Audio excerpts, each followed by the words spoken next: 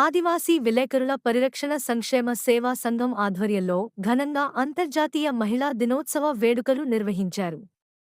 ఈ కార్యక్రమానికి ముఖ్యంతిథిగా medical department staff బులోకమ్మకు విలేకరులు శాలువాతో సన్మానించారు. అనంతరం వారి చేతులు మీదుగా చీరలు పంపిణీ చేశారు.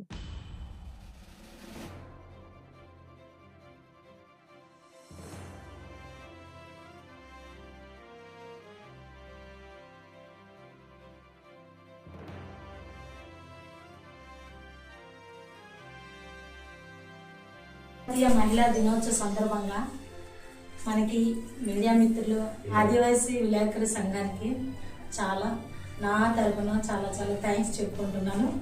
ఏ కష్టం వచ్చినా కానీ మనం చిరునవ్వుతో భరించలేదు. చిరునవ్వుతో భరిస్తేనే మనం తల్లిగా మన పాత్ర నిర్వహించినట్లు, కూతురుగా, భార్యగా కూడా మనం సంతోషంగా ఇంట్లో సంతోషంగా ఉంటేనే ఆ కుటుంబం సంతోషం ఉంటుంది.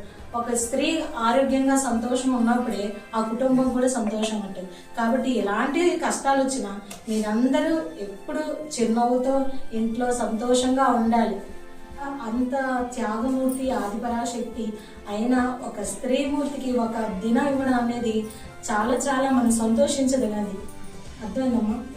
అది అంతర్జాతీయ మహిళా దినోత్సవం అనేది ఎంత గొప్పగా నా బ్రదర్స్ చక్కగా నాకు సత్కరించారంటే నేను ఈ సత్కారానికి అనుగ్రహం కాను, కానీ దేవుడు వాళ్ళ హృదయాలు ఎందుకో నాకు ప్రేరేపించి నాకు సత్కరించారు. మీ అందరికీ చాలా థ్యాంక్స్ అమ్మా.